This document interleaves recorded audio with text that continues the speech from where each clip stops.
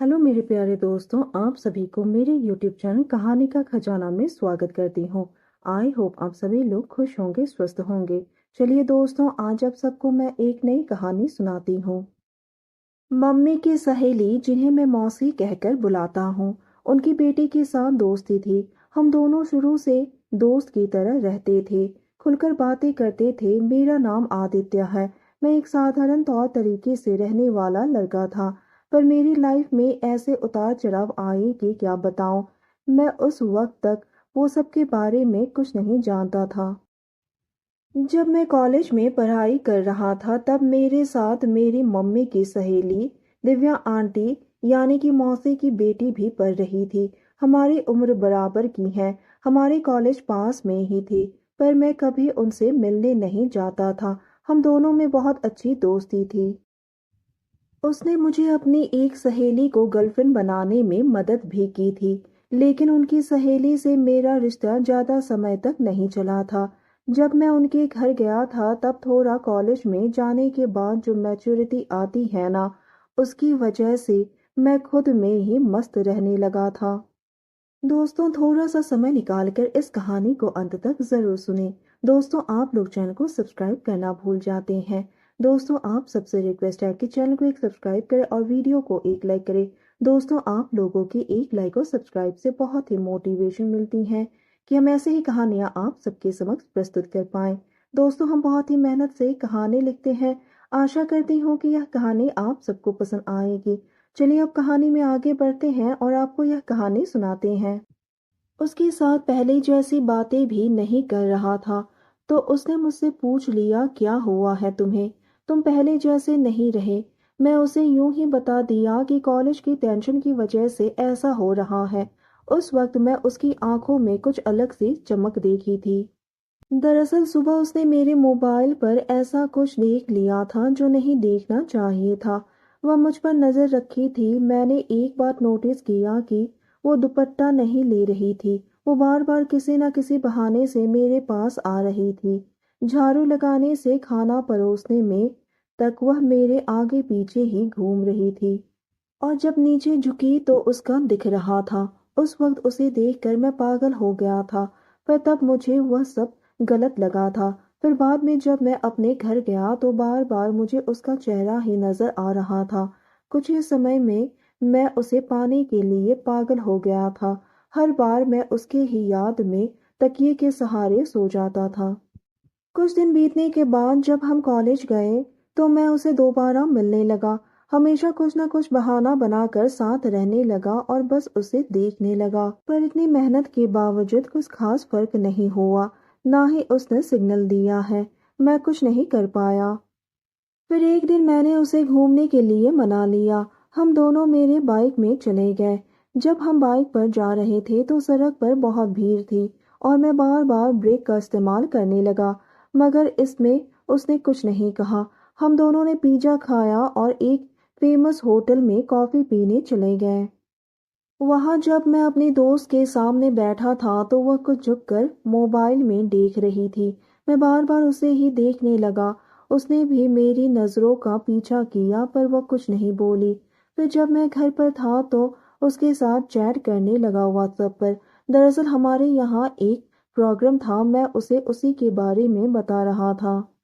मैंने कहा, यार उस दिन के बारे में थोड़ी बात करनी थी। बरखा बोली, कौन सी, बोलो ना। मैंने कहा, हम घूमने गए थे ना, उस दिन वाली बात। बरखा बोली, अच्छा क्या बात। मैंने कहा, मुझे माफ कर दे यार। बरखा ने बोला, किस बारे में बोल रहा है तू? मैंने कहा, यार मैं पागल हो गया था जो बार बार तेरे उन्हें देख रहा था। बरखा बोली, मतलब? मैंने कहा, यार प्लीज सॉरी यार, मुझे माफ कर दे। मैं तेरे पैर पड़ता हूँ। बरखा बोली, तुम क्या बोल रहे हो?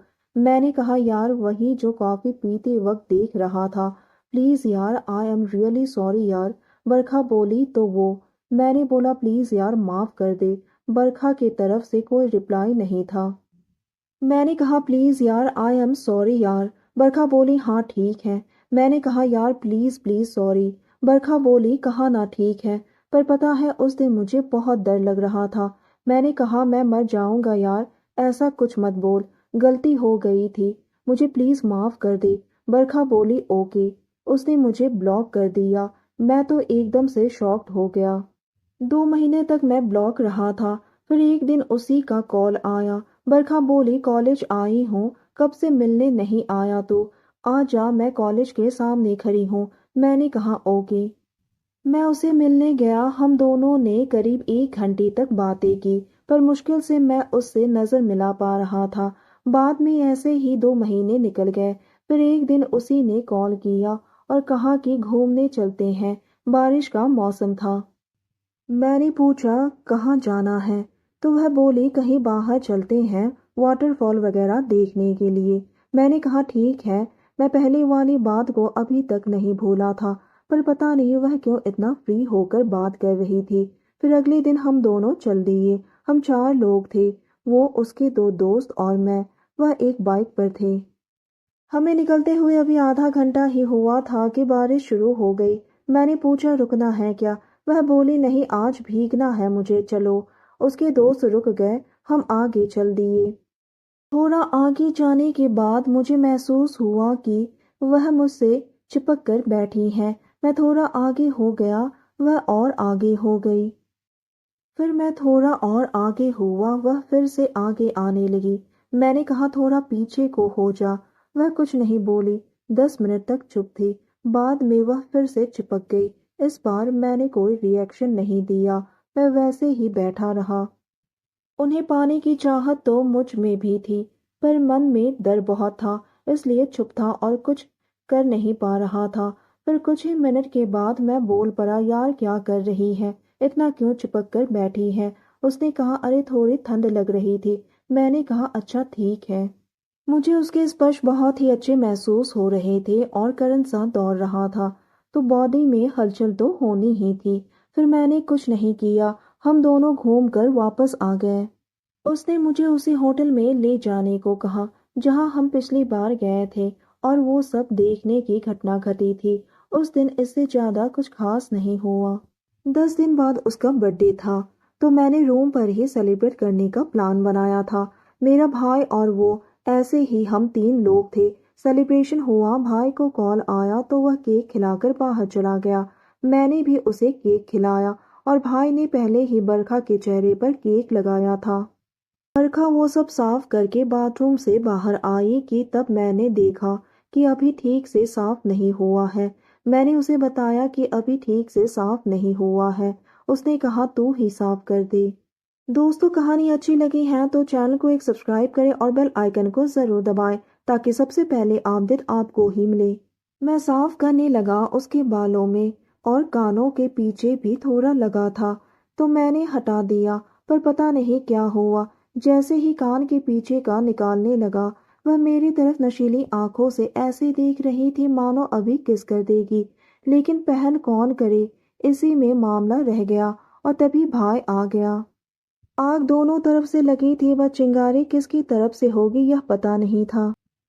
कुछ दिन बाद हम दोनों फिर से घूमने चले गए। इस बार हम 8 लोग थे। उसकी और मेरे भाई के कुछ दोस्त थे। इस बार भी वह मेरे साथ ही मेरे बाइक पर बैठ गई। बारिश तो पहले से ही हो रही थी, तो सब ने भीगते हुए जाने का फैसला किया। मैंने पहले थोड़ा पीछे रहने की कोशिश की, लेकिन हमारे साथ कुछ बंदे थे, तो वह हमारे ही पीछे रहने लगे। मैं बाद में बाइक तेज चलाना स्टार्ट कर दिया। जैसे ही हम थोड़ा आगे निकल गए, बरखा ने अपना जादू चालू कर दिया। वह मुझसे चिपक कर बैठ गई। इस बार मैं भी थोड़ा हंस पड़ा और अच्छा महसूस करने लगा। थोड़ी समय बाद मैंने उसका हाथ थोड़ा नीचे खिसका दिया। पहले तो उसने गुस्से से हाथ उठा लिया। मेरी तो हालत ही खराब हो गई थी, और वह पीछे को होकर बैठ गई। इससे मेरी तो बत्ती गुल हो गई। मैंने बाइक चालू किया और डरते हुए कहा तुम दूसरी बाइक पर बैठ जाओ। उसने कुछ नहीं कहा, बस गुस्से में बोल दिया चलते रहो। कुछ देर बाद वह फिर से चिपक गई और मेरी छाती पर हाथ फेरने लगी। मैं ऐसे दुविधा में था कि मैं क्या करूं, मेरे को समझ नहीं आ रहा था। तभी बरखा ने कहा कैसा लग रहा है मजाक?